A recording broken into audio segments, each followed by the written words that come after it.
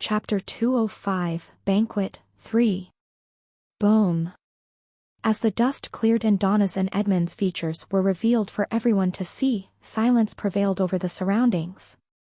The silence was short-lived as Edmund's hoarse voice echoed across the space. Now. Unfortunately, seconds after his voice resounded, nothing happened. Confusion spread amongst the guests inside of the hall. What's going on? What happened? Isn't that Miss Longburn? Who is the other guy? Taking a look at her surroundings, Donna's eyes were sharp. Turning her attention back to Edmund, a faint smile appeared on her lips. It looks like whatever you were planning did not work. Edmund's face was expressionless. From the corner of his eyes, he saw Thibault's panicked expression. Instantly, he knew that something had gone wrong. That's Edmund Rice. Villain rank 198. Recognizing Edmund, one student shouted out loud. Following this, the previous somewhat calm atmosphere tensed. What? What do we do? I don't want to die. Several students turned pale from fright whilst others outright shook. Despite the professor's attempt at calming down their students, more and more students were starting to panic. It had to be noted that there were far fewer professors than students. Calm down, everybody. Don't forget who you are.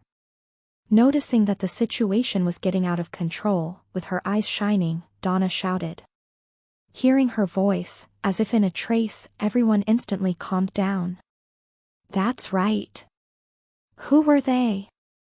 They were the proud students of the world's best academies. The first thing they learned from the academy was that they always had to remain cool-headed. Panic did not help anyone. Moments after, everyone finally completely calmed down. A solemn expression appeared on everyone's faces. We're currently under attack. Get your weapons out and watch over your surroundings. Satisfied with the result, with her eyes focused on Edmund, she continued. Whying? Without being told what to do, everyone instantly brandished their weapons and cautiously looked towards their surroundings. Brilliantly done. Staring at Donna, Edmund complimented. To have calmed everyone down in a matter of seconds, Edmund was impressed. I suggest you give up. With her brows knit, Donna's remained fixed on Edmund. She couldn't carelessly attack.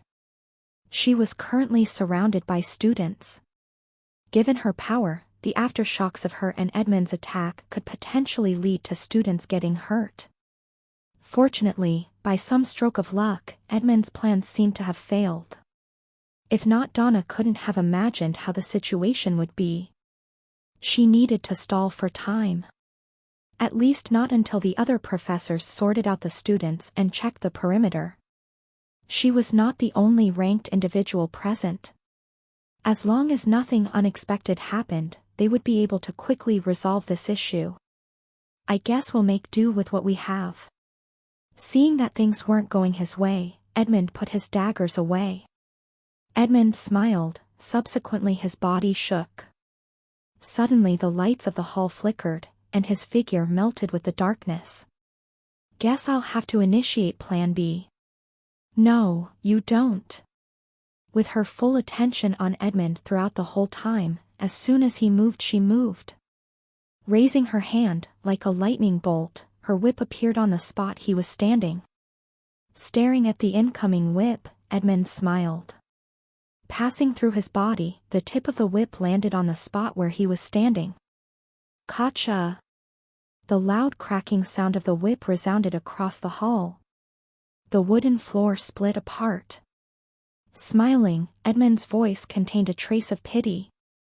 It's really unfortunate that things didn't work out as I had originally envisioned. Noticing that her attack had failed, Donna cursed. Damn it! Even though Edmund was weaker than her, he was notorious for his ability to melt with the shadows.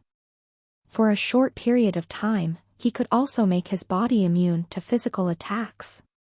Just like now. This was why, despite the fact that they were fighting for a good bit upstairs, she still couldn't harm him. He was the perfect counter for her. Slippery bastard. His ability to escape tight situations was the reason why he was put so high up in the rankings.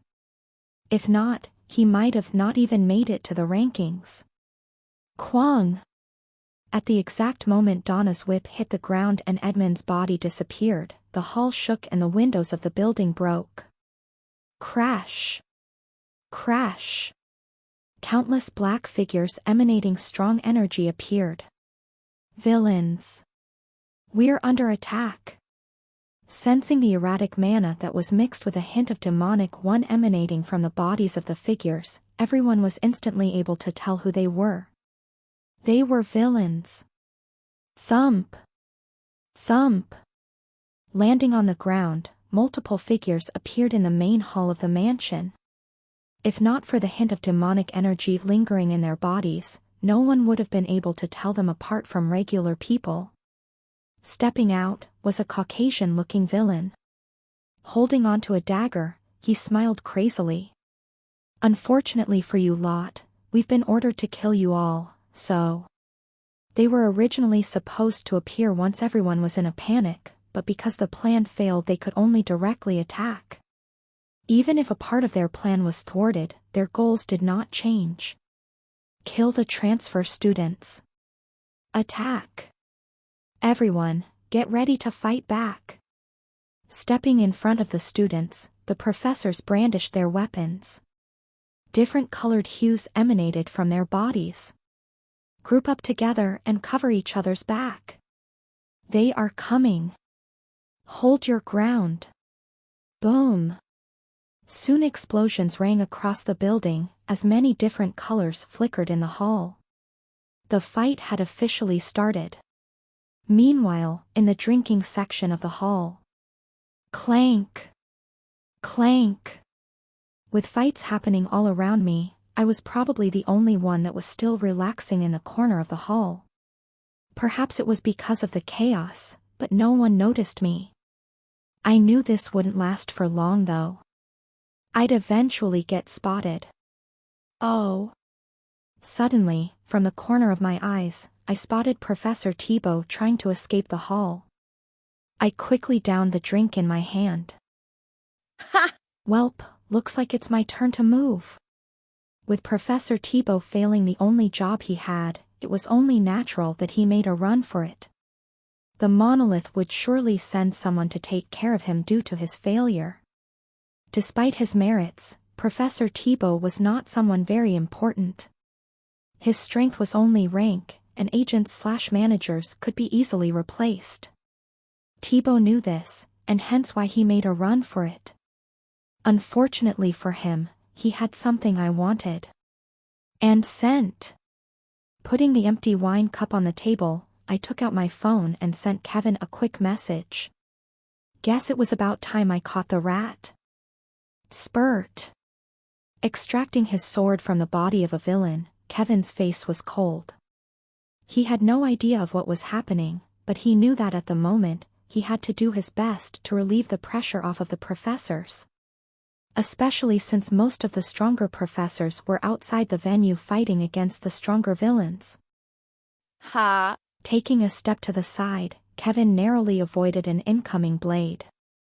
With one smooth swing, Kevin traced his sword upwards and blood spilled everywhere. Spurt! His cold and red eyes brilliantly complemented the blood that spilled in the air. Without wasting time, he moved towards another villain close to him. A red hue enveloped his sword. Raising his sword, he prepared to slash down. Sheeing! Suddenly, before Kevin's sword could pierce through the back of the villain, a shadow quickly appeared. Following this, the villain Kevin was targeting collapsed. Thump! Appearing on top of the corpse of the villain was a pale youth. The youth had bright blue eyes and long black hair that cascaded all the way down to his shoulders. He had an air of elegance about him. Staring at Kevin, the corner of his lips tugged upwards. He, Too slow. Kevin frowned. Catching a glimpse of the youth before him, he muttered, Aaron Rhinestone. In the flesh. Taking a glimpse of Kevin before him, and looking at the corpse on the floor, Aaron calmly observed Kevin's figure. After a couple of seconds, he shook his head. So you're Kevin, huh? Only so. Swyish. Before Kevin could reply, Aaron's figure disappeared. As expected. He had heard a little bit about Aaron Rhinestone before. This was natural. In the news his name often tended to come out a lot. Oftentimes, the two were compared to each other. Kevin never paid attention to him as he did not care about such stuff. He did recall Emma talking about him in the past. With her father being an important figure, she had naturally met him. From what he heard from her, he was very arrogant and it seems like she dislikes him a lot. Two-faced bastard was what she nicknamed him. Observing him firsthand, it seems like what Emma had said was true. She-ing. Suddenly, Kevin bent down. A cold blade pierced through the air. Twisting his body, holding the sword as if it was a dagger, Kevin stabbed behind him. Spurt. Blood splattered everywhere, and a body fell. Closing his eyes, Kevin wiped some of the blood that had splattered on his face and stood up. Turning around, Kevin's attention was drawn towards the distance where he spotted two silver streaks reaping through the lives of some of the weaker villains. Who's that? Squinting his eyes, Kevin was able to see two individuals moving around each other reaping through the lives of the villains near them. The way they moved perfectly synchronized with the other. If not for the blood spilling in the air, someone could have easily mistaken what they were doing for a performance. I see, they must be the Lanefall twins. After getting a closer look, Kevin instantly recognized them. With their platinum-colored hair, it wasn't that hard for him to recognize them. Kevin. Suddenly someone called his name. Kevin looked towards where the voice came from. Emma? Ha. I finally found you. At the moment, despite the fact that Emma's dress was still perfectly fine, Emma's hair was disheveled and her breathing was rugged. It seems like she had a rough time. What's wrong? Catching her breath, Emma said. Ha. Let's stick together. I don't think I can do this by myself. Sure. Kevin naturally didn't refuse. With someone watching his back, he could act more freely. Ding! Suddenly Kevin's watch vibrated. It was Ren. Second floor of the mansion, there should be a ranked villain over there setting up a portal. If you don't want people to die, kill him. Reading the message, Kevin frowned. He quickly typed back. What about you? I've got other things to do, I'll see you later. Right, make sure you bring Donna with you. Donna. Yup, tell her Edmund is there. All right, I really have to go now. Who was that? A sigh escaped from Kevin's lips. He then proceeded to shake his head. Nothing, let's go. Where? Looking up, he responded. To the second floor. Why? Just follow me. Even though Kevin had many questions, given the situation, he knew that now wasn't the time. Following Ren's instructions, he quickly moved to where Donna was. I hope you're right. Chapter 206, Banquet 4. Spurt. Ha. Damn it. Extracting the tip of her spear out of the corpse of a villain, Melissa cursed. This was the 5th person she had killed. With combat not being her forte, Melissa was obviously easily tired. Her breathing was rugged. If not for her spear, she would have been in deep trouble. Name, bloodline spear. Rank. Bloodlust control helps users identify if there is any bloodlust directed towards them. With the effect of the spear, by feeling their bloodlust, Melissa was less prone to sneak attacks. This was specially made for her since she did not have a battle instinct as others did. With her spending most part of the day inside of a lab, it was only natural that she didn't have a battle instinct. Battle senses could only be developed through experience. Without experience, such a thing was not possible. Shua. Suddenly, Melissa's spear vibrated. Leaning back, the sharp tip of a reaper passed by her, grazing the side of her cheek. Hup. Turning around, Melissa took a step back and swung the spear horizontally, creating a beautiful arc. Spurt. Blood spilled everywhere, and a female villain fell to the ground. Ignoring the corpse, Melissa wiped the side of her cheek and muttered, Ha. "That's the sixth." Aside from the effect of the skill, the spear was extremely sharp, giving her an advantage over opponents of the same level. As long as her opponent was not a lot stronger than her, she could hold her own. Ha. Before she could relax, a large blade slashed in her direction. Feeling the bloodlust, Melissa instinctively straightened her spear and blocked the attack. Clank! Loud sparks flew everywhere and Melissa took 10 steps back. Damn it, he's stronger than me. From the initial exchange, she knew that her opponent was stronger than her. She might be in trouble this time. Swoosh! Ha. Without giving Melissa any time to think, her opponent slashed vertically towards her. Once again, Melissa straightened her spear. Damn it! Spurt! Just as Melissa was about to block the attack, a silver streak brushed past her and impaled the man in the head. Blood spilled everywhere. Ha. Ha, thanks.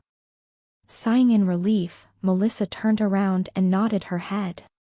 In the distance, Amanda held her bow and repeatedly shot arrows, supporting anyone she could. Her cold eyes surveilled the perimeter like a hawk. Nothing escaped her vision.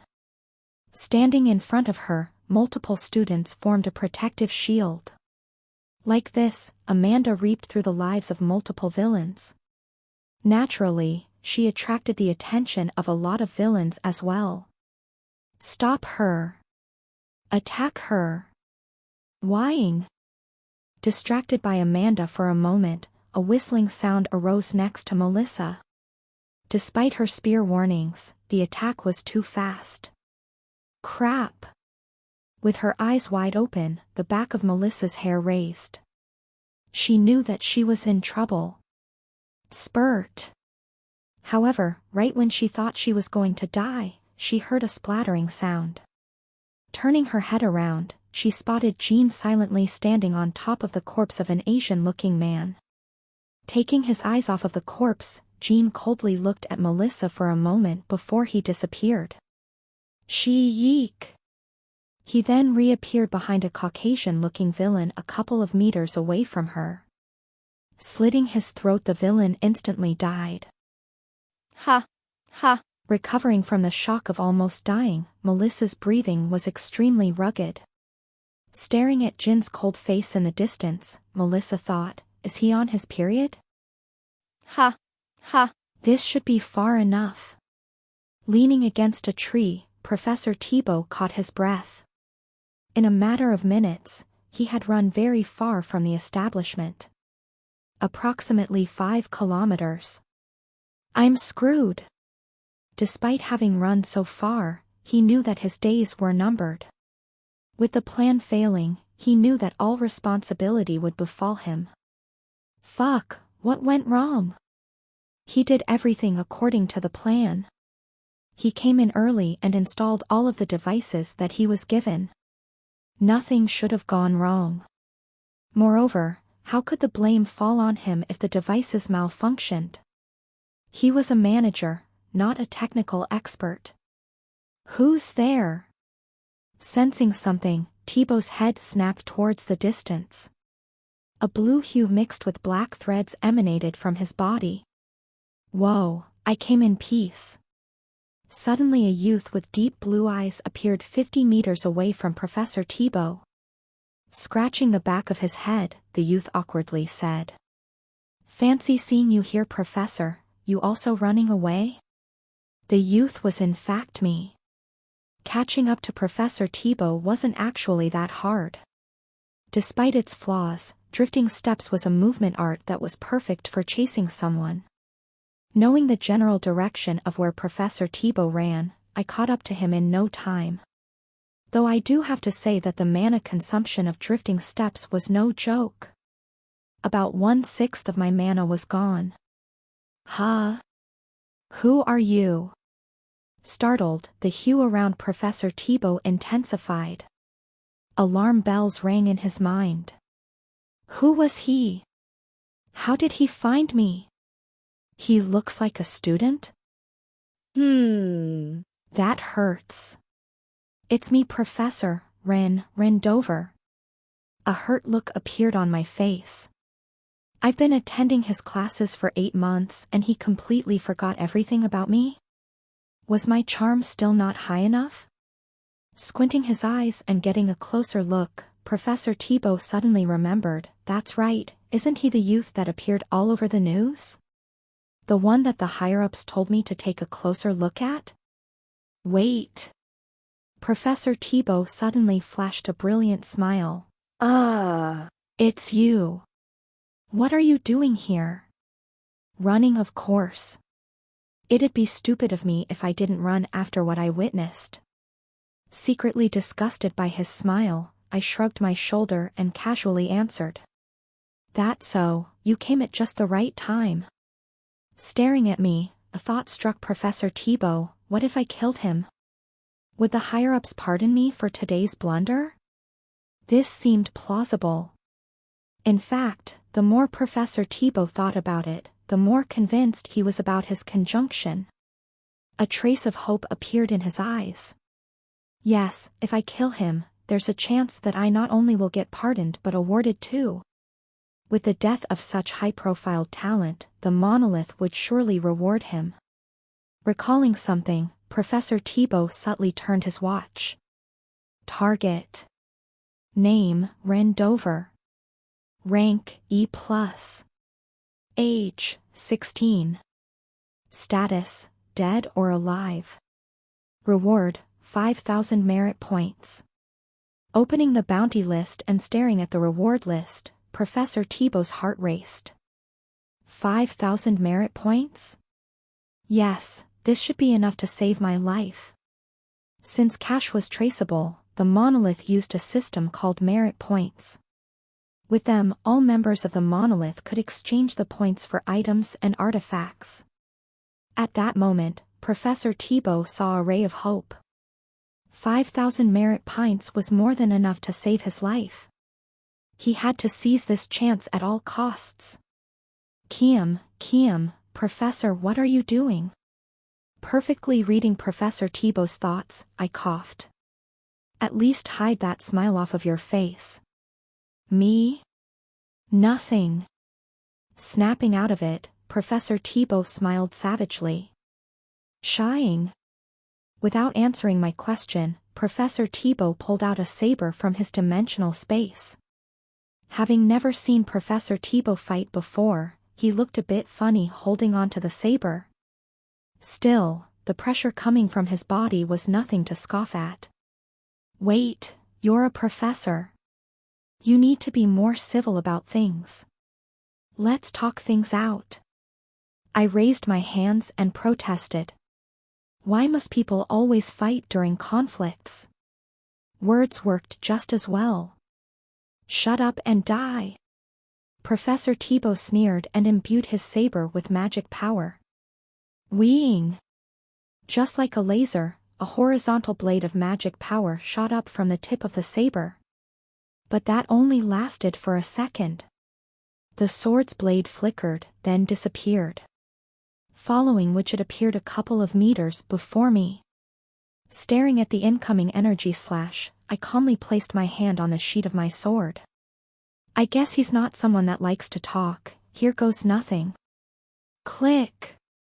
Tapping onto the grip of my sword, a subtle clicking sound resounded across the area. Bong. Impossible. A figure crashed against the side of the walls. Cracks appeared everywhere. It's no use, Edmund. Calmly walking forward, Donna's whip gently caressed the ground. Stopping a couple of meters before Edmund, Donna triumphantly smiled. You've already used your skill before, you won't be able to use it anytime soon. Depending on skills, generally, there was a cooldown time. Edmund's skill also had one, hence why once Donna found him, she easily took him down. KHH, how did you know I was here? With his legs broken and his arms dislocated, Edmund knew that he was finished. At this moment he only had one thought in his mind: how could this have happened? He made sure to cover his traces perfectly when moving to the second floor. Donna shouldn't have been able to sense him. It was understandable before since he purposely leaked out some of his energy. But he had not leaked anything out this time. This shouldn't have been possible. How you say? In fact, Donna was just as shocked to have found Edmund here. If not for Kevin's persistence, she would have never been able to find him. Thinking of Kevin, Donna frowned. Just how did he know? Gotcha. Staring at Donna waiting for an answer, instead of an answer, Edmund suddenly saw a black streak flash past his eyes. A cracking sound followed suit and his vision turned black. Thump. His unconscious body leaned to the side. Like I would let you buy time. With a lot of experience under her belt, Donna didn't waste any time. Extending her hand, a cracking sound resounded across the space and she knocked Edmund out. Why talk to him now when she could talk to him during questioning? Bong. Suddenly another explosion rang from the distance. Taking a peek, Donna smiled. Waving at Donna, Kevin shouted. Miss Longburn, we're done on our side too. Holding on to the head of a blonde individual, Kevin's chest heaved up and down unevenly. Apart from his hair and clothes being a mess, he looked perfectly fine. Whiz. Whiz. Done here as well. Behind him, a black portal slowly shrank. Emma patted her hands in satisfaction. Donna took care of Edmund, Kevin took care of the villain, and Emma took care of the portal.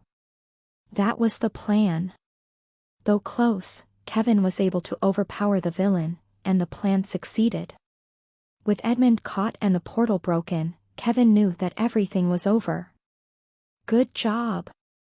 Donna also knew this, hence why she was happy. What could have been a terrible situation was resolved quite easily. I guess today is my lucky day. Chapter 207, Banquet 5. Ha. Ha. I guess this is the level I'm currently at. Taking a deep breath, I sat down on the bench near the villa. Sirens rang everywhere and the colors red and blue flashed everywhere. Wee-ew. Wee-ew. KHH. Suddenly I felt a sharp pain by the side of my abdomen.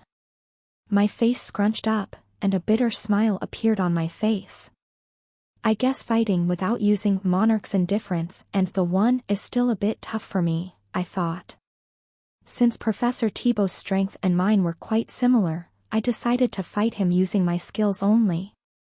Wasn't too keen on losing another arm. Plus, depending on the opponent, there was a chance that the one wouldn't work. I needed to know the extent of my abilities without the use of my skills. The result? A deep gash on the side of the abdomen. KHH, still, I guess all of my efforts weren't for nothing. Ignoring the pain, I took out two things from my pocket. A black smartwatch and a ring. Alphonse Thibault. Time, 21:39. Messages, 69, calls, 2, mail, 987. Well, looks like someone doesn't check their mail. Booting up the smartwatch, I quickly looked through Professor Tebow's watch. Noticing the 987 unopened messages, I shook my head. What an irresponsible man. If I'm not wrong, it should be this, yup. Opening the setting function of the watch, I scrolled down, pressed software update, and rebooted the watch. Moments after the interface of the watch changed. Instead of the usual colorful interface, one with a darker tone appeared. Success.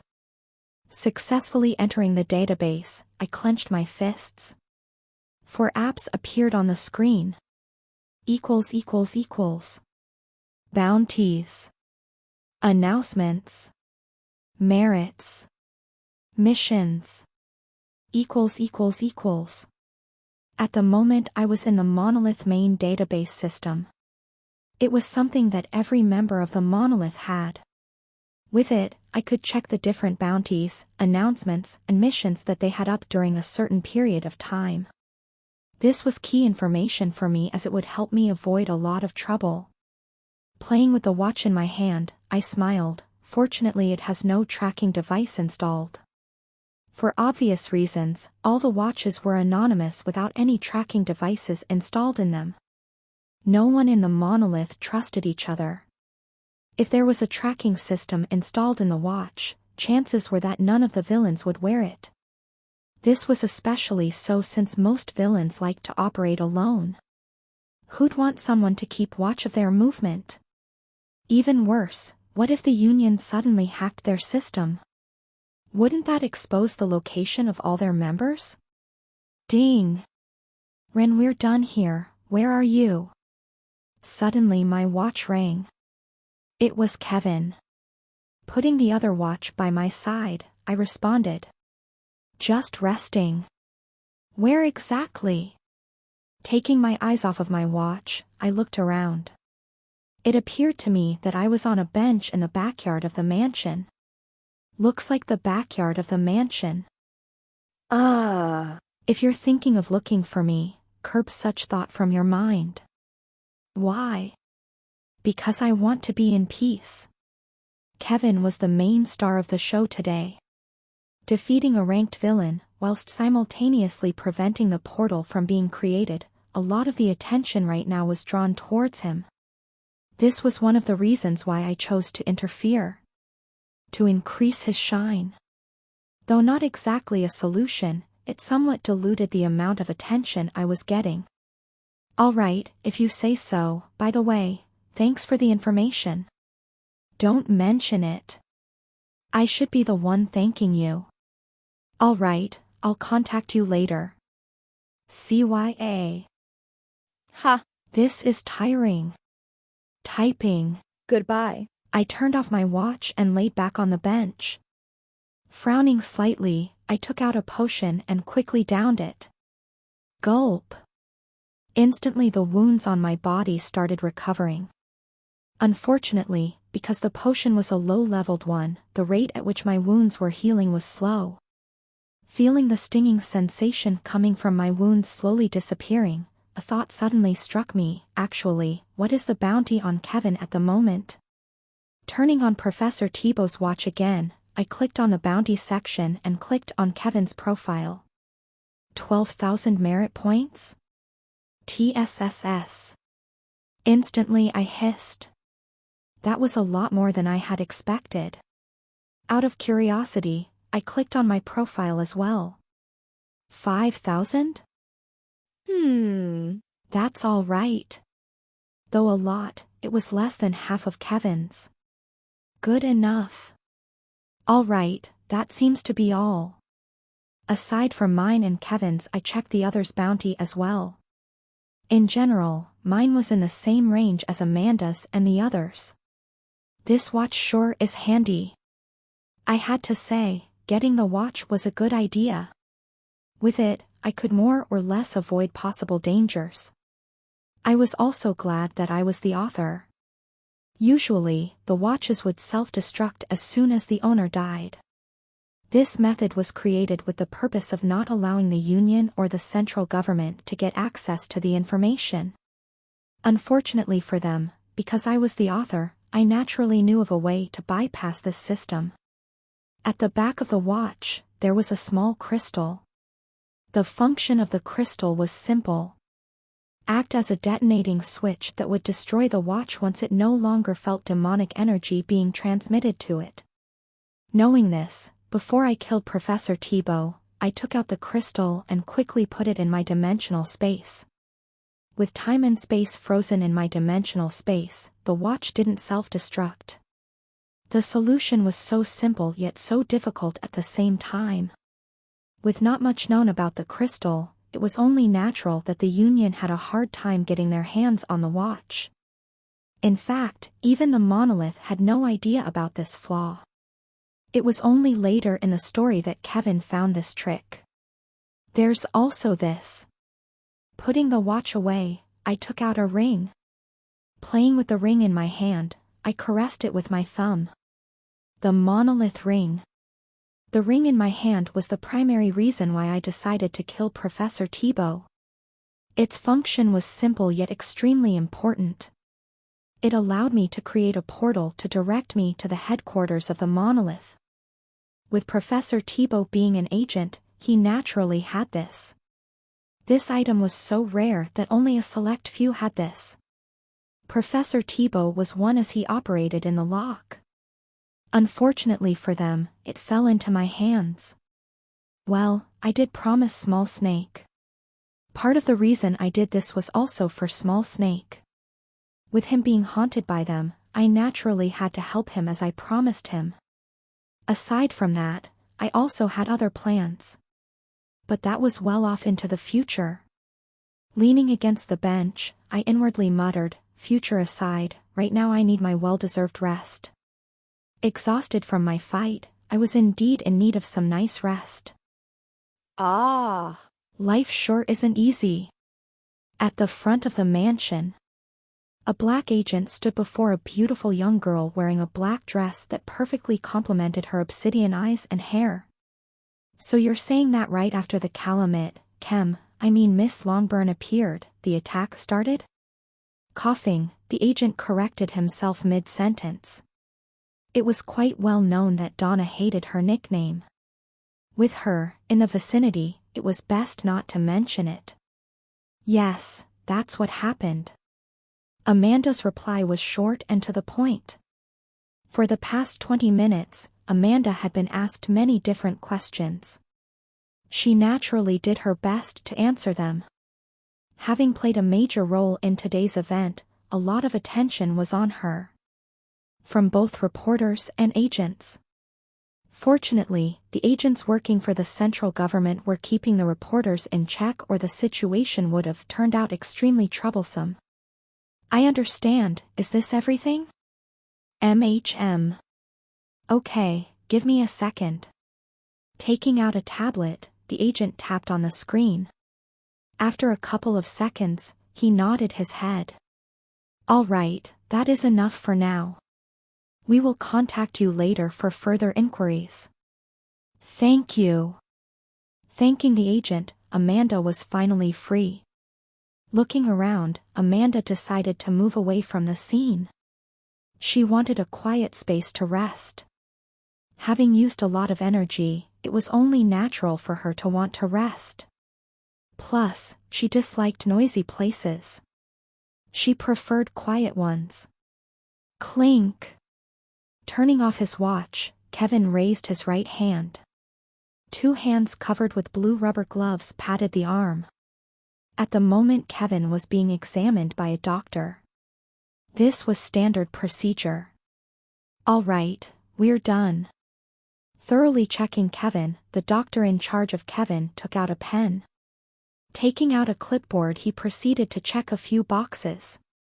Okay, everything seems to be in check. Completed with the check, the doctor dismissed Kevin. Apart from a few superficial wounds, there's nothing particularly worrying.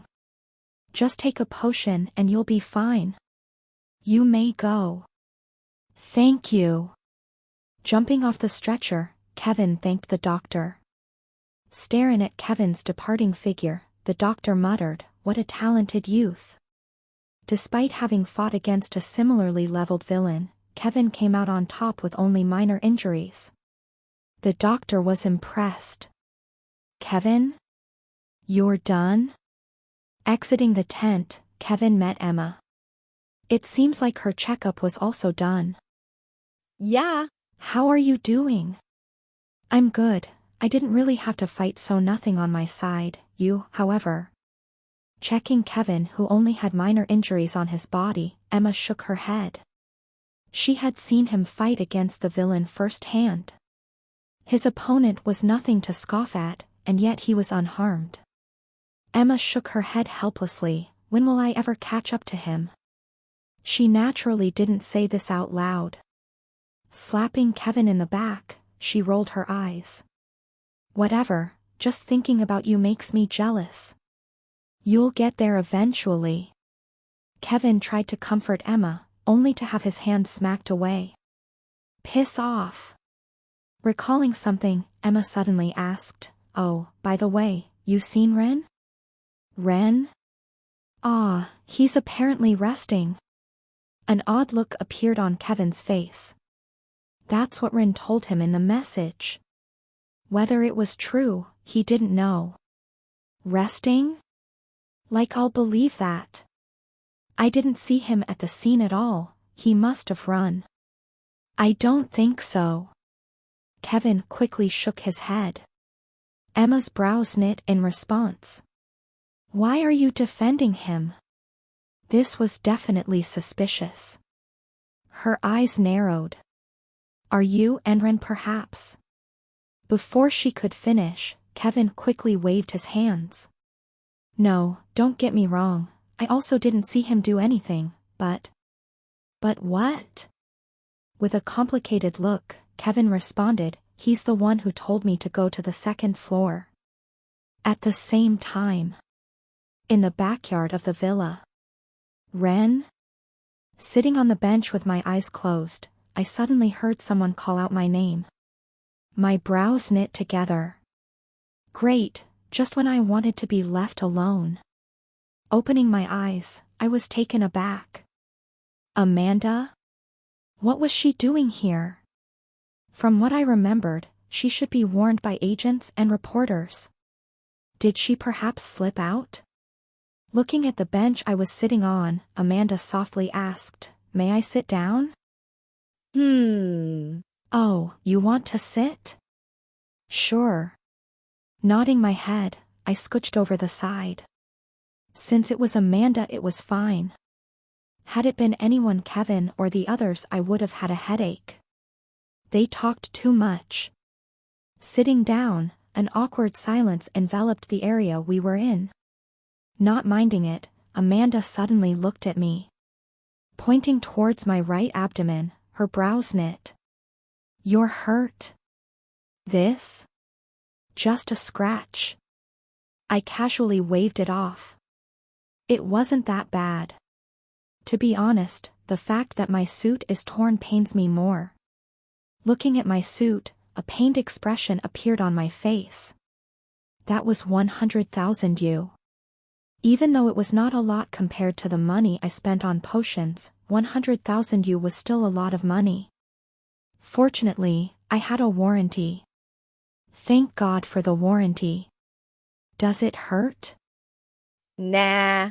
I took a potion. I no longer feel any pain. 10 minutes had passed since I took the potion. I pretty much no longer felt any pain. I see. Hearing this, Amanda nodded her head. Suddenly her eyes landed on my neck. May I? May I what? Huh? What the? Before I knew it, Amanda leaned closer to me and grabbed my tie. I reflexively flinched. Flashbacks of what happened with Melissa replayed in my mind. Noticing my reaction, Amanda's brows slightly knit. In a soft voice, she said, "Don't move." Okay. Nodding my head, I stood frozen like a statue. I had no idea how to react at the moment. Amanda had a mild case of OCD. She disliked unorganized things.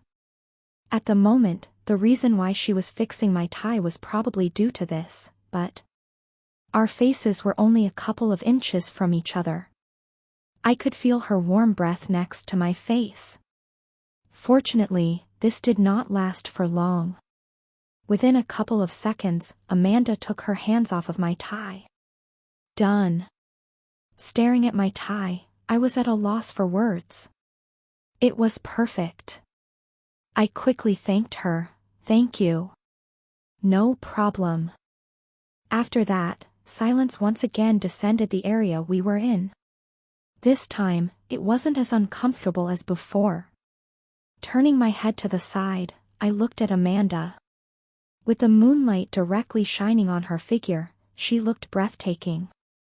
I did not stare for long. However, the short moment I looked at her felt like a long time. She looked really beautiful. Blinking a couple of times, I quickly snapped out of my delusions. What's wrong with me? Had this been the usual me, I would have never acted like this. The exhaustion must be catching up to me. Yeah. It's definitely 'cause I'm tired. I once again reassured myself that this was all fruit of my exhaustion. I'm going to go, good night. See you. It was only after 5 more minutes had passed that Amanda finally stood up. Turning around, she waved at me slightly. I waved back. Ha! Staring at Amanda's parting figure, I recollected myself. Taking a deep breath, I put my arms around the bench and relaxed. Looking at my tie, I thought, what am I supposed to do now? Had this been right before the party, I would have been extremely happy, but the thing was, the party was already over. What did I need my tie fixed for? Chapter 208, Follow-up 1. Clank. Ha! I'm finally free. Entering her office, Donna shut the door behind her. Slumping on her chair, she exhaled. Despite the fact that she was a ranked hero, even she wasn't exempted from the questioning. The fact that she had caught Edmund Rice also didn't help. He was a high-profile target after all. In the end, after more than 5 hours of questioning, she was finally set free. What time is it? 3 a.m. Turning her wrist, Donna checked the time. Time sure flew by. Leaning on her chair, she decided to take a quick rest. Ring. Ring. Now what? Right before she could close her eyes, her phone rang. Annoyed, Donna picked up the phone and looked at the caller ID. Oh God. It was Monica. Ranked 27 in the hero ranking and an ex-classmate of hers. Someone that she couldn't handle. Ding. Frowning, whilst contemplating whether she should pick up the call or not, a message popped up on her screen. Donna, if you don't pick up the phone, I'm going to go to you directly. Right now. Without hesitation, Donna picked up the call. Hello? Monica? Is that you? Humph, I knew you'd pick up once I sent you that text.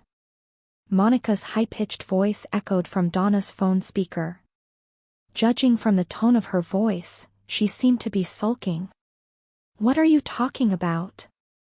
Donna feigned ignorance. You think I'm stupid? You picked up as soon as I sent you that text. What does that tell me? Ha!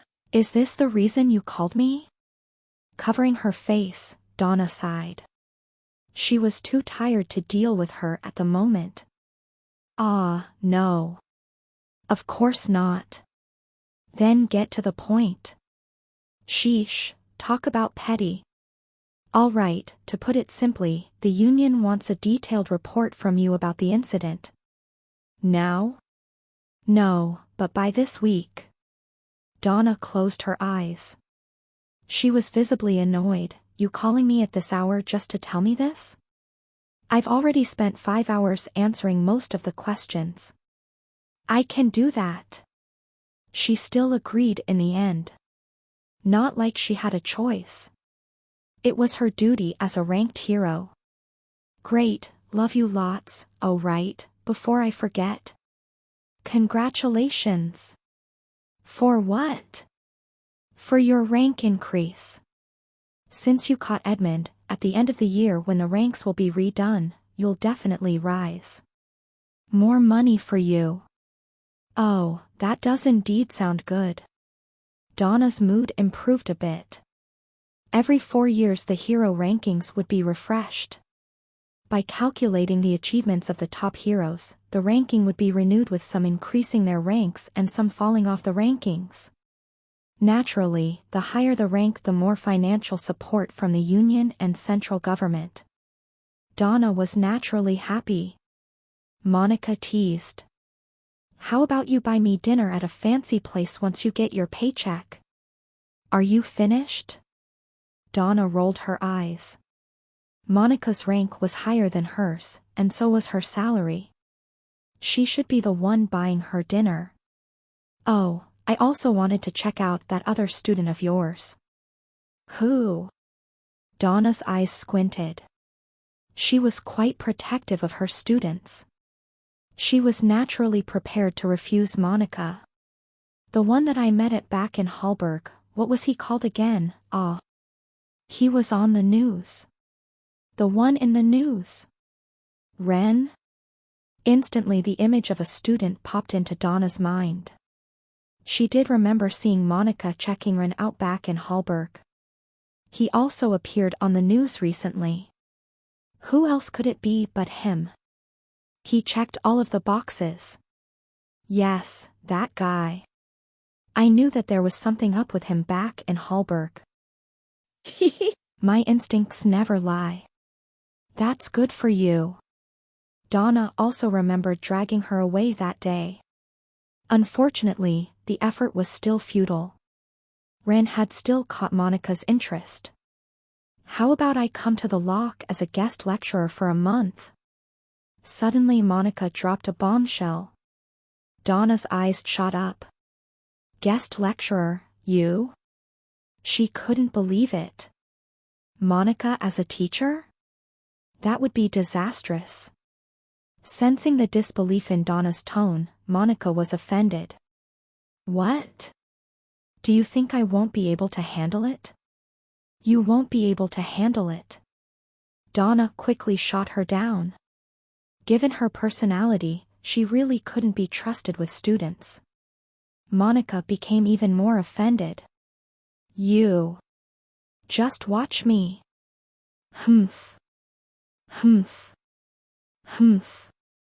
Wait, are you actually being serious? Of course, I am. What about the union?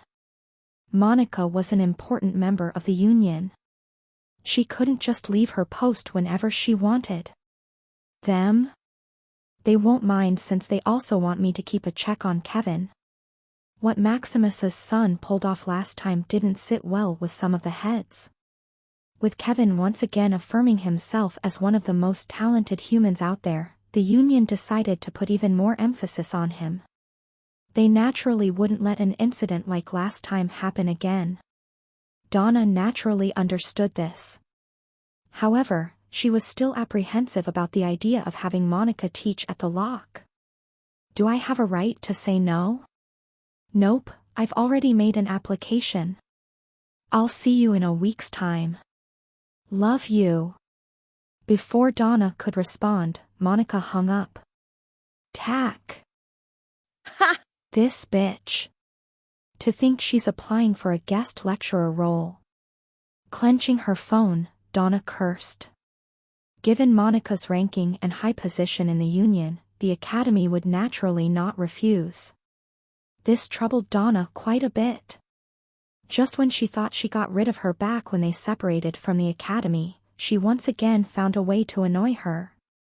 Donna massaged her forehead, just when I thought it was my lucky day. The incident at the banquet was a plan that was carefully instigated by the monolith. Their goal was to create minor conflicts amongst the 4 great academies and the Lock. In the novel, they almost succeeded. Unfortunately for them, thanks to Kevin's efforts, the animosity between the Academy and the Lock did not reach an all-time high. There still was some though. This time, however, it was safe to say that the situation was handled correctly. There was no animosity between the academies. In fact, it was quite the opposite. According to the report, only about 30 people died. Compared to the over 100 people that were supposed to die, this was a lot less than in the original storyline. Moreover, it was later found that most of the casualties came from the professors from the Lock who tried to protect the students. This naturally made the 4 great academies see the Lock in a more favorable light, sacrificing for the sake of their students. To the 4 great academies, the Lock looked even more majestic. Thus, the monolith's plans were thwarted. Unfortunately, this was merely one of 3 events that would take place in the upcoming months. Their real goal was in fact the inter-academy exchange. An event that was watched by the whole human domain. The grander the stage, the grander the impact. If you wanted to make a statement, you had to do it in the grandest event possible. Now that they had failed this one, I wasn't sure how the future would pan out. But if there was one thing I was sure about, it was about the fact that they wouldn't stop there. How'd they go about things in the future, even I didn't know. But I sure as heck would do my best to be prepared. Asterisk. Currently, it was 8 a.m. in the morning. I was waiting for class to start. At the moment, most of the class's attention was drawn towards my general direction. To more be precise, towards Kevin who sat next to me. Without a second thought, I scooched over to the next seat. Everyone looked at Kevin with a mixture of different emotions. Envy, jealousy, admiration, and respect. Most of it was respect. With him being critical in defeating the villain and destroying the portal, this was only natural. He saved quite a lot of lives. Yes, keep shining like that. The more he shined, the better my situation became. Although I had made a statement before with my fight against that unknown extra whose name I had already forgotten, I was bound to be challenged once again in the near future. With Kevin taking most of the attention off of me, those chances had now reduced. Ren, why are you sitting that far? Suddenly Kevin called out for me. I feigned ignorance and looked at the front of the classroom. Kevin's eyes narrowed. Ren, I know that you heard me. Well, how should I say this? I've got a fever. My mouth twitched. You'd think I'd believe that? Right, fevers don't really exist anymore. Should have thought of something better. Well, you see. I have contracted something very infectious. You better stay away from me for the next few days. Kevin squinted his eyes. Just what are you trying to pull? A thought struck him. Don't tell me you're avoiding me because of all the attention? That's precisely it, so stay away from me. My reply was blunt. Might as well let him know. In response, Kevin smirked and raised his voice. That's a pity. I just really wanted to thank you for helping me out yesterday. Opening my eyes wide, I pounced Kevin and hurriedly covered Kevin's mouth. This bastard. He was planning on letting me sink with him. Like hell, I would let him do that.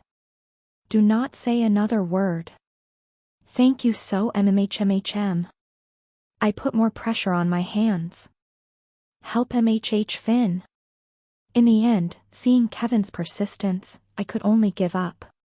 Taking my hands off of his mouth, I raised my hands in defeat. Kevin smiled triumphantly. All right, I give up. I won't avoid you. He, suspicious. Suddenly I heard a soft voice from the side. It was Emma. Her eyes were squinted and her face alternated between Kevin and me. What is going on between you two? Oh, Emma. Good morning. Pushing me away, Kevin greeted Emma with a brilliant smile. Looking at his smile, Emma fell into a slight daze. She quickly recovered and switched the topic. Morning, you still haven't answered me. What were you guys doing? Nothing, we were just having fun. Having fun? Was having Ren practically hugging you count as having fun? Emma thought. She naturally didn't voice this out. In the end, she quietly sat down on her seat. As she sat down, Emma suddenly recalled Kevin's words, he's the one who told to go to the second floor. Turning around, she took a peek at Ren. His face was quite dark at the moment. He looked pretty annoyed. Her brows knit, was this true? Did he really tell Kevin about the portal and the villain on the second floor? Emma? Are you okay? Hearing Kevin's concerned voice, Emma snapped out of it. She quickly waved her hand. Nothing, I'm just feeling a little off since it's early in the morning. I see, then I won't disturb you. Dance as always, Kevin bought the excuse. Thanks. Turning her attention back towards the front of the classroom, Emma's face became solemn. Just how did he know? Chapter 209, Follow-up 2. All right, everyone please be quiet. Clank. Suddenly the doors of the classroom opened up, and Donna entered. Her crisp voice traveled through everyone's ears. Instantly the classroom quieted down. Putting her hands on the podium, she solemnly looked at everyone present. Okay, have you all received the message? The one about the morning ceremony for tomorrow? Announcement to all students, due to what happened yesterday at the banquet, Wednesday, from the times 8 p.m. to 9 p.m. the Academy has decided to. Turning my wrist slightly, I pressed on the foremost notification. I quickly skimmed through the long text. I see. Despite what happened yesterday, classes resumed as usual. Originally there should have been a week break, but because the incident was handled so cleanly and swiftly, there was no break. Regarding the fallen professors and students, a mourning ceremony would be held tomorrow night. That was what the current announcement was about. As most of you have been informed, there have been 31 confirmed deaths from yesterday's accident. 15 of which were our very own Academy professors. I'd like for you all to attend tomorrow as a form of respect for those that have sacrificed their lives for you. It's the least you could do. Donna's face was solemn. Even if she was used to death, such announcements were never easy. Especially since some of the people that died were people that she had talked to as recently as yesterday. It truly was depressing. Enough of that for now. Finished with all of the depressing stuff, Donna's tone became lighter. Brushing her hair to the side, she checked her watch. All right, with that out of the way, it is now time that I introduced you to your new classmates. They should be here soon. Knock. Knock.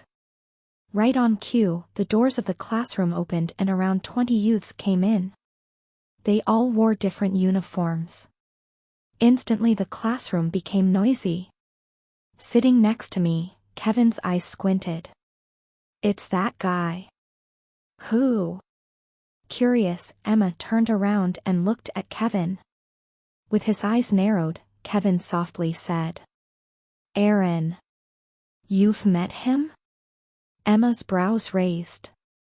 She had met Aaron a couple of times in the past. She had the worst impression of him. To think that Kevin went through a similar situation as her. Yes, at the banquet. He came at me from out of nowhere. If I don't remember wrong, he said something along the lines of "You're only SOSO" or something of the sorts. That does indeed sound like him. I've had a similar situation happen to me. Whilst Emma and Kevin were busy talking, I stared at the incoming students.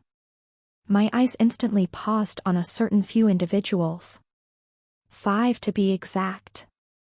The Lanefall twins, John Burson, Eleanor Gray, and the man in question, Aaron Rhinestone. The strongest first years of each respective academy. Nothing much needed to be said about the Lanefall twins. With their platinum blonde hair, they were easily recognizable. Moreover, their flawless teamwork was what made them so famous. The same went for Aaron. Long black hair and deep blue eyes. His fame and skill were already documented for everyone to see. John Burson, on the other hand, had a sturdy build with short brown hair. His stature resembled that of Arnold's, however, he was much more intimidating than Arnold. Now that I think about it, he shares quite a lot of similarities with Arnold. Build aside, both of them used a shield. If not for John being stronger, I could have easily have mistaken the duo for a pair of siblings. Lastly, there was Eleanor. She had short black hair and an oval-shaped face. Though she wasn't ugly, compared to the likes of Amanda, Melissa, and the others, she was average. Despite this, her skills were undeniable. Especially since she was a combat mage. Someone who specialized in casting spells. That should be it. Apart from them, everyone was pretty much an extra. I obviously knew who they were, but in general, those 5 people were the ones I had to watch out for. As most of you know from the recent banquet, for the following 2 months, exchange students will be joining us in our classes. Snapping me out of my thoughts was Donna's voice. Turning around, she stared at the 20 students next to her. Sensing the air of confidence and aura coming from certain individuals, Donna nodded her head in satisfaction. They were definitely on par with the student at the lock. To her, regardless of the fact that they were from the lock or not, it was always gratifying to know that such talented humans existed. Taking a step to the side, she smiled. I don't think you need me to introduce them, as most of you have already met at the banquet or known each other beforehand. In fact, some of them are so famous that they even appear on TV. After a brief introduction, Donna stopped. Redirecting her attention back to the exchange students, she smiled. So how about you guys find yourself a seat? Just sit wherever you like. Sure. Thank you. Thanking Donna, the exchange students split into many different groups. Many choose to sit towards separate areas of the classroom, whilst others sat at the front or back. Ignoring the commotion, I suddenly found 2 shadows cast over me. Turning my head around, I found the Lanefall twins looking in my general direction. At times they would take glimpses of Kevin and the others. May we sit here? Sure. I naturally didn't refuse. After all, that would be quite rude of me. Plus, they merely just wanted to sit with Kevin and the others. Since I was the one that led them around the academy, they found it easier to just ask me. After I gave them the green light, the twins quickly sat down. Extending his hand, the older brother introduced himself to everyone. Nice to meet you, my name is Nicholas Lanefall and this is my twin sister. Whilst twins introduced themselves to Kevin and the others, I leaned against the table and massaged my forehead. Huh? What the hell is going on? I suddenly realized something. What was supposed to be my secluded seat far from the prying eyes of others turned out to be the place with the most attention in the class. Just where did I go wrong? Inside of a shabby 3-bedroom apartment. Isn't he the person that came to our door last time? Sitting on a worn-down couch, a lady in her mid-30s pointed towards the TV screen standing opposite to her. Following up the investigation on the student. On it, a TV anchor relayed the news. Besides him, a picture of youth with jet black hair and deep blue eyes appeared. Hearing what the anchor had to say about him, the lady looked quite surprised. Oh my, it seems like he was quite a talented youth. To think that he was from the lock, no wonder he was so strong. Turning towards her son, the lady excitedly pointed at the screen. Ryan, it was him that come to our house, wasn't it? I'm sure of it. It was. Playing with two plastic toy cars in his hands, Ryan looked up to his mom. Blinking innocently and looking at the TV for a couple of seconds, Ryan nodded his head. Wow, to think that we would be meeting someone so important. I can't believe it. Getting confirmation from Ryan, his mom became quite excited. She had met such an outstanding figure, how could she not be excited? Taking her controller, she raised the volume. Clank! Clank! Ignoring his mother, Ryan kept playing with his toys. Suddenly, his mom turned around and scolded him. Ryan, why don't you go play with the toys in Mom's bedroom? Mom wants to watch the TV. With him playing so loudly, she could barely hear what they were saying. Okay, I'm sorry. Stopping whatever he was doing, Ryan lowered his head. Taking his toys, he obeyed his mom. Thank you, Ryan. No problem. He moved away from the living room. Turning right into his mother's bedroom, he quickly moved towards her drawer and opened it. Without hesitation, he took out a large file and skimmed through it. This should be it. Stopping on a certain point of the page, he took his mother's phone and dialed a number. I hope I'm making the right call. It's so hot. Covering my eyes, I stood under the blazing sun and the blue sky, enjoying the clear and warm Ashton City weather. With summer around the corner, the temperatures were steadily rising. I was currently waiting at the front of the academy. You're finally here. After waiting for approximately 5 minutes, Melissa's figure appeared in the distance. Wearing a long white blouse coupled with matching black pants, Melissa calmly walked in my direction. Not that I think about it, I usually see Melissa in either a lab coat or school uniform, she looks kinda weird. I wasn't used to this. Sort of felt out of place. Seen enough? Heeding her steps, Melissa's face darkened a little. I nodded in response and quickly switched topics. Plenty, by the way, did you get everything? I spent the last couple of hours adding some finishing touches, it should be good for now. Rolling her eyes, Melissa took out a hard drive. On it was a detailed report about the project. This? The presentation as well as the data. You're giving this to me? Can't you just keep it? My eyes shot wide open. She was giving me such important information? Melissa shook her head, she had a reason for doing this. I've got a spare. I'm just giving this to you in case something happens to mine. Though the chances of such things happening were extremely low, Melissa didn't like to take any risk. Thus, she made a spare one for me. That's fair. Though I wasn't sure what could happen, I still naturally accepted the hard drive. Putting the hard drive in my dimensional space, I covered my face with my hand to avoid the sun. Turning around, I asked. So, when's the ride coming? I don't know, should be soon. Huh? I've already been standing under this heat for too long. It was currently 5 p.m., and it was naturally the time of the day when the sun was most active. Despite my superhuman abilities, I still could not combat the heat. Melissa seemed to feel the same way as droplets of sweat appeared by the side of her cheek. Suck it up. Stop being extra. Stop pretending, I know you're just as tired as me. Another sigh escaped from my mouth. Right now, Melissa and I were headed to the Demon Hunter headquarters. Today was the day that we would pitch our magic card concept. Right after the lectures ended, I quickly headed back to my room to get changed.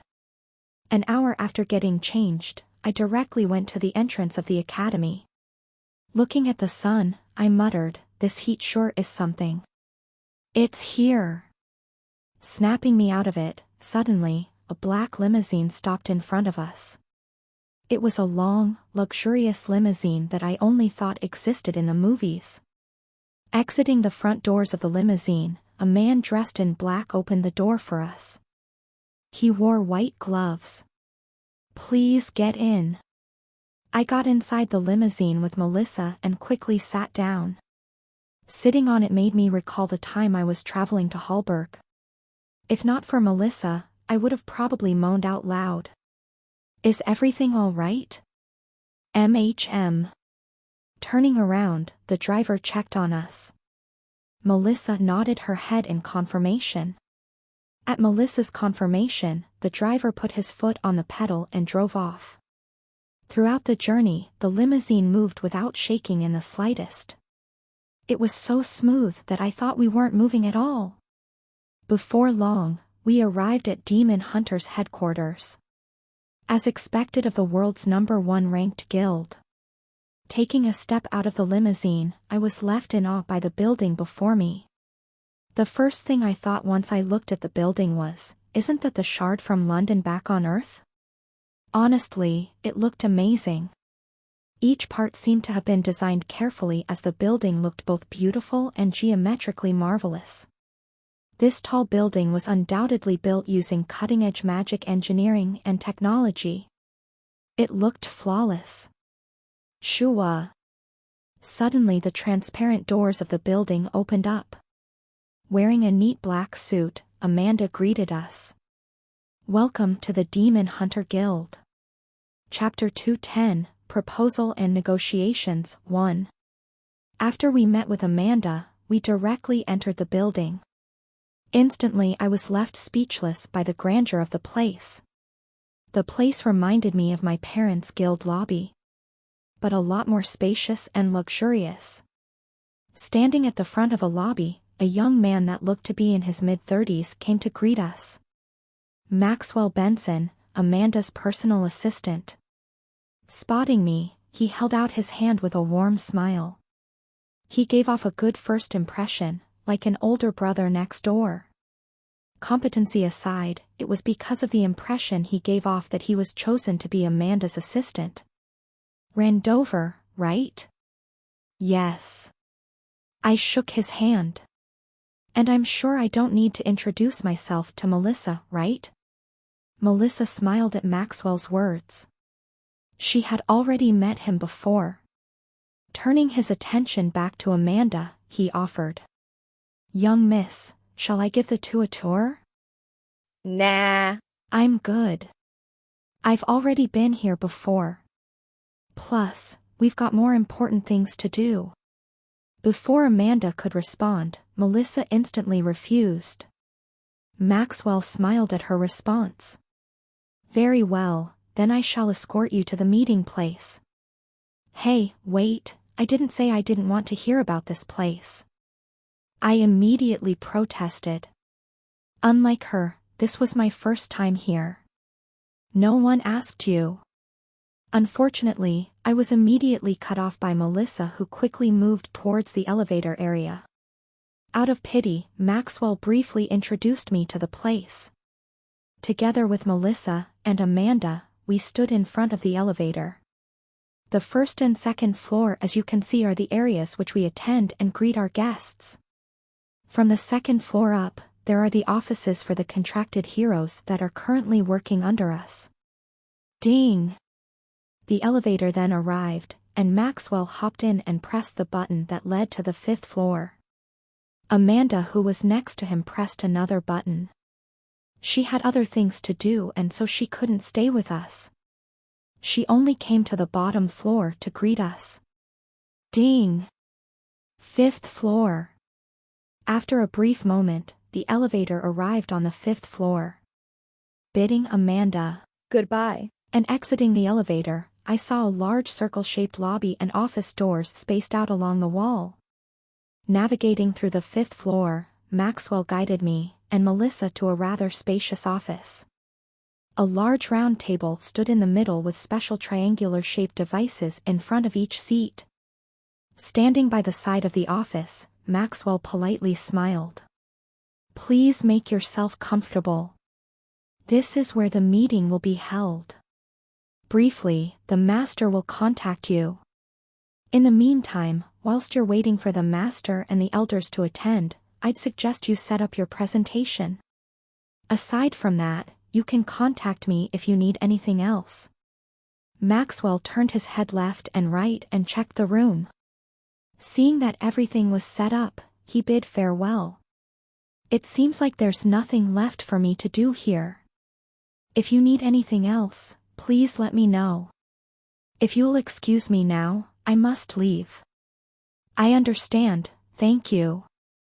Nodding my head, I politely bid Maxwell Goodbye. Entering the office, heeding his suggestion, Melissa and I got quick to work.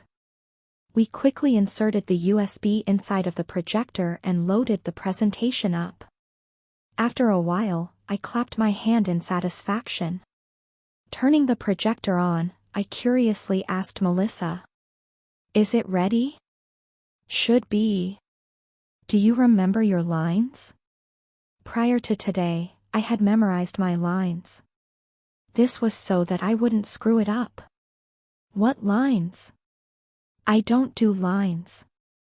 "Oh, right." It was then that I remembered that Melissa was the one who built the project from scratch. She didn't need to remember any lines. Ping! Ping! Ping! Suddenly, the triangular-shaped devices resting on the table lit up. One after another, different types of holograms popped up from the devices. A total of 12 holograms appeared before us, depicting men and women of various ages. In a matter of seconds, all the devices apart from one lit up. Like a zoo animal, I felt all eyes directed towards me. With keen interest in their eyes, the people behind the hologram scrutinized me from head to toe. "How young. So you must be the ones that we are meeting today? I wonder what they will be presenting us." Ping! At last, the device at the head of the table lit up. A middle-aged man with obsidian black eyes and a black hair appeared. Instantly the atmosphere inside of the room changed. Everyone on the table looked at them with hints of respect and awe. This was Edward Stern, the Demon Hunter Guild Master, and Amanda's father. One of the most powerful figures in the human domain. Smiling amiably, Edward Stern looked at me and Melissa before apologizing. I instantly waved it off. "Sorry for not being able to see you personally." "It's okay, we understand." I wasn't offended in the slightest. In fact, I was delighted. This put a lot less pressure on me when presenting. Plus, this situation was understandable. With each and every member present here being an extremely influential person, they weren't always going to be at the guild. Just the fact that they had made time for me and Melissa was enough. Directing his attention towards the presentation behind us, Edward Stern kicked off the meeting. "All right, let's not waste any time. Since we are all busy, let's get straight to the point. Please introduce us to your concept." "Very well." Melissa stepped up. Pressing onto a small stick in her hand, the PowerPoint slide switched.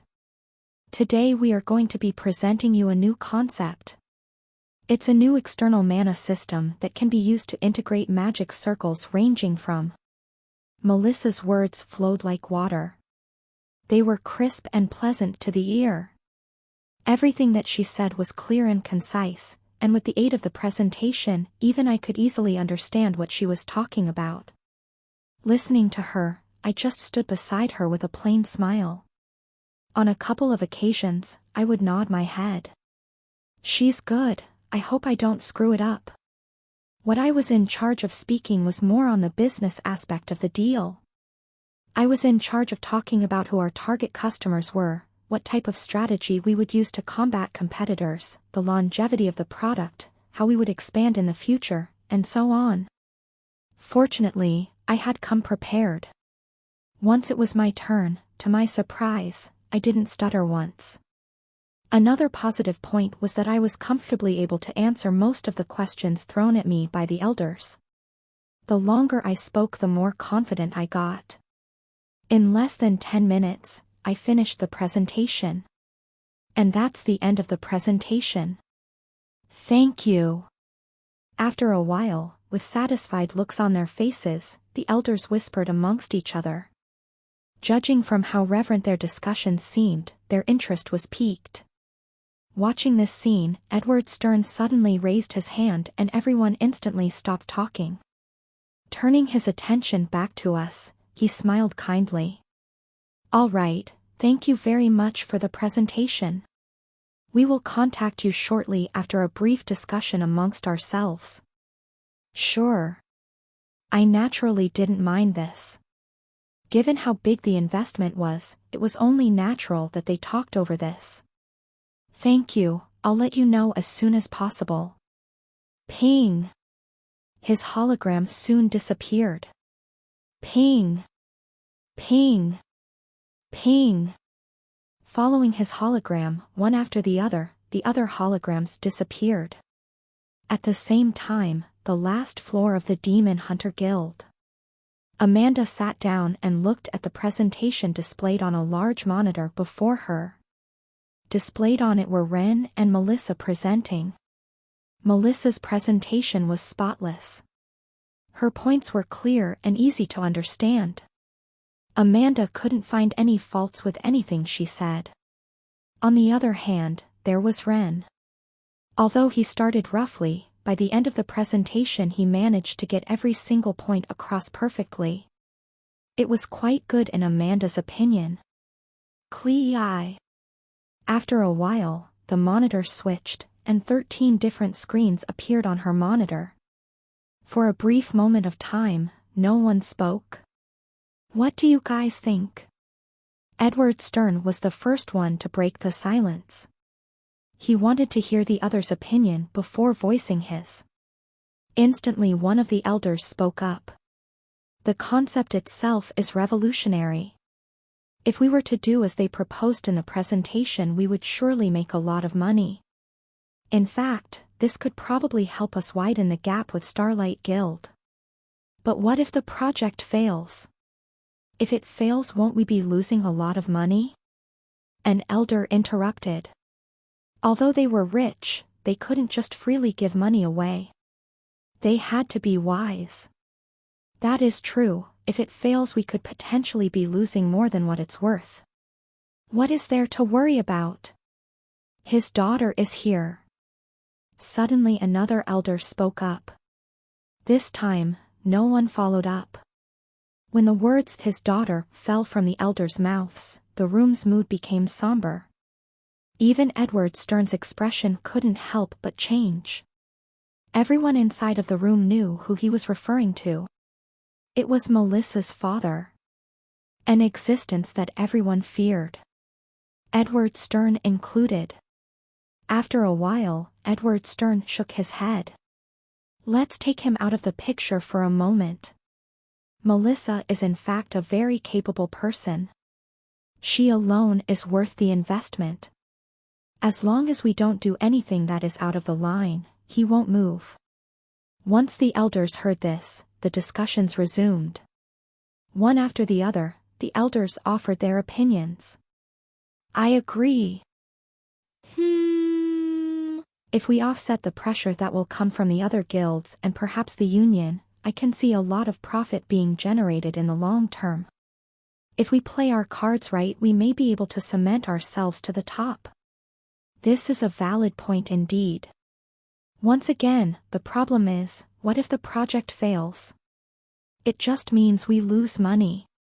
If we keep this project under wraps, all that we lose is money. Plus, there's also that youth. That's right. If we manage to recruit him, even if the project fails, it might be worth the loss. Ren Dover. He was one of the main reasons why they chose to listen to the presentation. Despite him being so young, he showed extreme signs of promise. With them being the #1 guild, they naturally knew a lot more about him than the others. Like the fact that the talent assessment orb doesn't work on him. This point alone was enough to garner the attention of everyone present. I agree, if we manage to bring him under our wing then it might be worth the loss. But won't the lock interfere? It's fine, we can sign a pre-agreement that will only come into effect once he graduates. If we do that, the lock won't argue. Silently listening to the conversation, Edward Stern had a thought. Amanda, what do you think? As her father's words fell, the whole room became quiet. Everyone's attention shifted towards Amanda.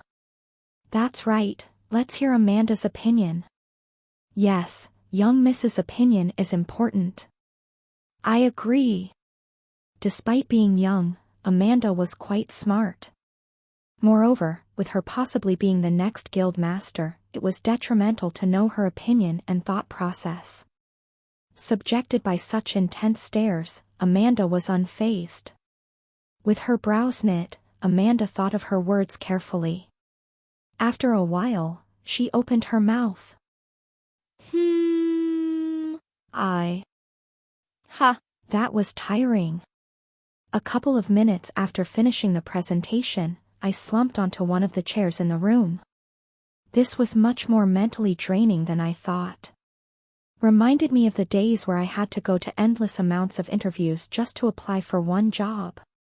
To think I would go through such a situation again. Get up, they are going to finish up soon. I don't want them to see your incompetence. Turning my head to face Melissa, I rebuked her. Excuse me? I'm the one who dragged this team up. If not for me, you would have never been able to come up with the concept. Pfft, let's not joke around. Who said I was joking? Without me, she would have never been able to come up with the concept until well off into the future. I was the reason why she was able to even touch such a topic so early. If it wasn't for my idea you would have never been able to get to where you are now. Melissa rolled her eyes and retorted. Do you want me to show you the so-called concept you showed me? Compared to now it's merely some random gibberish you wrote on a piece of paper. In fact, if it weren't for my genius, it would have probably taken someone else another 10 years to decipher what you wrote. What are you on about? I muttered, but Melissa looked at me with meaningful eyes, then snickered. I instantly had an ominous premonition. Cum. Interrupting me, a cough resounded inside of the room. Turning around, my mouth twitched. How long has he been there? Sitting on the head of the table was Edward Stern. He was obviously still in his hologram form. He had a friendly smile on his face. I scratched the back of my head awkwardly. I presume that the meeting has come to an end? I wasn't sure for how long he was in the room, but I hoped he didn't overhear any of our conversations. Yes, the meeting came to an end, and we've come to a decision. After I talked it through with the elders, we chose to accept your offer, however. Edward suddenly paused. With a solemn expression, he continued. We would like to renegotiate the terms of the deal. Silence prevailed over the room. Melissa turned her attention back towards me. Interlocking my hands together, I propped my chin up. With a solemn expression on my face, I pretended to look troubled. I see, I understand, let me think. Inwardly I smiled. I was prepared for this from the very start. There was no way such a big guild wouldn't try to negotiate for more favorable terms. The more profit the better. That's how big guilds operated. Brushing my hair to the side, I thought, I guess it's time for the negotiations to start. After a minute of silence, I turned my attention back to Edward Stern. Very well, let's listen to what your terms are.